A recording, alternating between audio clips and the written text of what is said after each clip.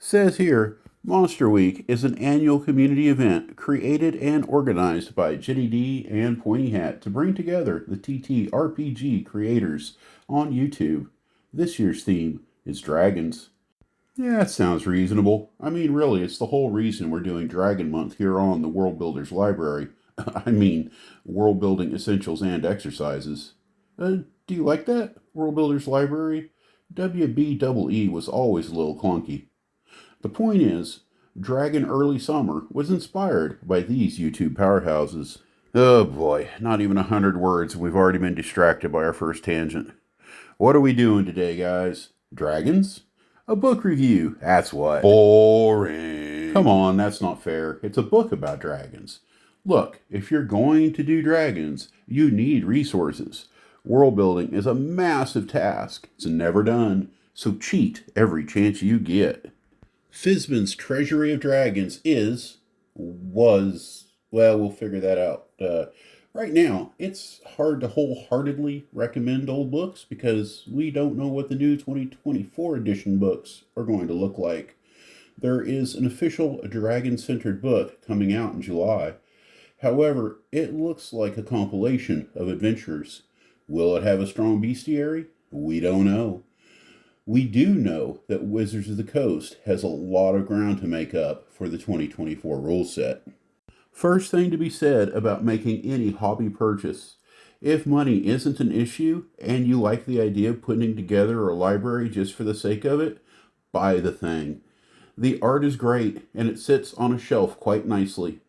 The other side of the coin is, if you have to debt finance the purchase or forego food or rent or even beer money to get the book, you probably shouldn't buy it, no matter how good it is. And maybe cut back the beers, but who am I to judge? This video review is for people who can afford a book or two, but still need to make smart purchases. Alright, let's get into it. Fizban's is a rules source book. Not a setting guide, nor an adventure. It's designed for people who want to add content to their existing 5e game.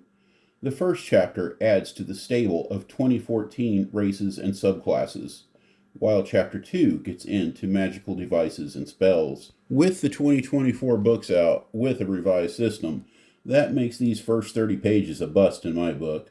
Great material for its time, but now everything here is obsolete. It's not a deal breaker, but it does mean a fifth of the book is nearly useless. If you're ignoring the 2024 revisions, then points in favor of purchase. But I wouldn't ignore them. The new rules are a great revision to the game. I will say Fizban's Treasury of Dragons has a really neat idea about some magical items getting more powerful as they sit in a hoard, and losing power when they are removed. By the book, they don't lose power while attuned, but I think I might throw that out. Having an amazing item for a month or two is a great boon for the player, but time bombing it means you don't break the game over the long term. I can see extending this trait into holy relics that gain power while stored in a major temple. It could also apply to monk monasteries, druidic groves, or even a paladin's castle.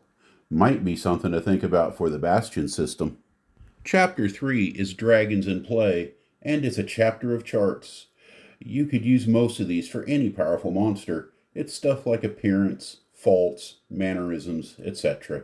It has a pretty good chart for name construction. Looking at you, Valathrex Goofballa. It gets into how they might be religion adjacent, and supplies lists of dragon-related adventuring hooks. Chapter 3 gets into dragon careers like warlord, noble, teacher, and so forth. Finally, there are a few pages on what dragon-heavy campaigns might look like, basically what we've been doing on the channel for the last few weeks. If you do own this book, you're going to want to use it for these charts, if nothing else. I would suggest, if you do own it, to go to your development document and make a note. Hey, remember, the charts in Chapter 3 of your Fizbans. And then make another note, this one on a sticky. Don't forget to look at your development doc. Chapter 4, 10 pages on layers and hordes. Pretty lackluster, but maybe it's just me. Chapter 4 talks about some regional effects for the dragons. This is a cool idea D&D has pushed for a while now. but maybe backing off in 2024. It's an extra layer to world building that's going to help some people. Those who don't need it are probably going to be smart enough to ignore it when it gets in the way. I do like the possibility of big, powerful entities affecting their environment.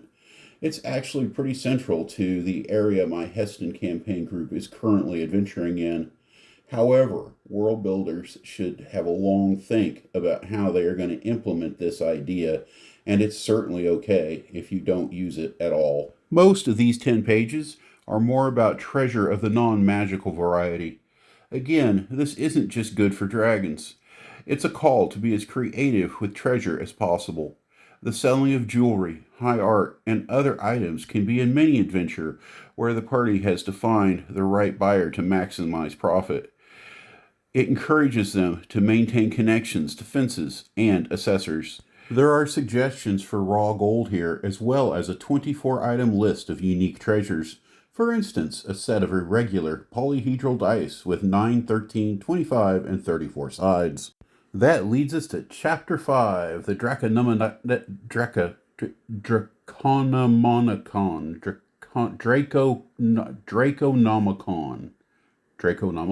The Draconomicon. Yeah, that's it. What is it? The bulk of the book, it turns out. 80 pages where we talk about 20 different kinds of dragons.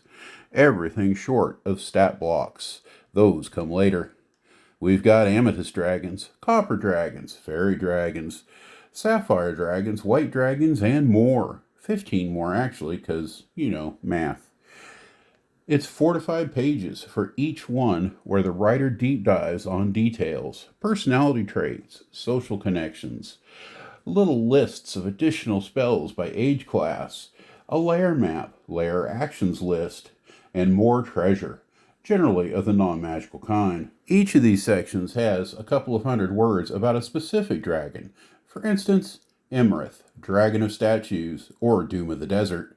She has an army of gargoyles, and a special shape change that lets her present as a storm giant. She gets her kicks out of infiltrating communities of these giants and messing with their politics. She's seeking nothing short of godhood, but has given up the violent tendencies of her youth for a more philosophical take on life. This is all useful stuff, easily placed in just about any world. Seems like I could probably use a few of these. Certainly something I need to remember exists for the next time I need a quick layer and a possible dragon to go with it. For those many times the party goes left instead of right. For the most part, I would use the early chapters of Fizban's like I recommend you use my videos. It's not a commentary on how you should run your game. It's a nudge of inspiration to inspire new ways of thinking, to help you refine your own unique process. Last on the list, we have Chapter 6, 60 pages of monsters. These critters range from 1/8 CR all the way up to CR 30 demigods. I'd say that the list favors higher CRs, but look, it's a book about dragons. What do you expect? About half are listed as dragons, with most of the rest being monstrosities. We have dragon blood oozes, dragon bone golems, ghost dragons, horde mimics. Did I have a dream about mimics last night? That's weird. I can't remember the details, but moving right along. One of my favorites are dragonelles. They look like a great addition to the list of flying mounts. For me, the last 2 chapters sell the book. A huge list of monsters and layers to stick them in seems like a serious DM hack. 90% of the time, I'm 100% homebrew, but cheats are always welcome. However, for the sake of frugality, I'm not so sure it's the right time to buy. If you see one at a discounted price, sure, but Dragon Delves is scheduled for release on July 8th. The teaser says it's a collection of 10 short adventures for the 2024 rules set. They don't say anything more about monsters or subclasses, or spells, but it wouldn't surprise me. I do enjoy my copy of Fizban's, but unless you have an imminent need for a dragon resource, and or the money is nothing to stress over, I would wait. Thank you all for joining me. I hope you have found this helpful. Managing the economic side of a big hobby is always a challenge. There are cool things we want and feel like we need, but it's important to make informed decisions. Most of us have to be careful with our funds, and nothing sucks worse than a big spend on something that we end up not using or enjoying. I hope you all have a great rest of the day. Cheers.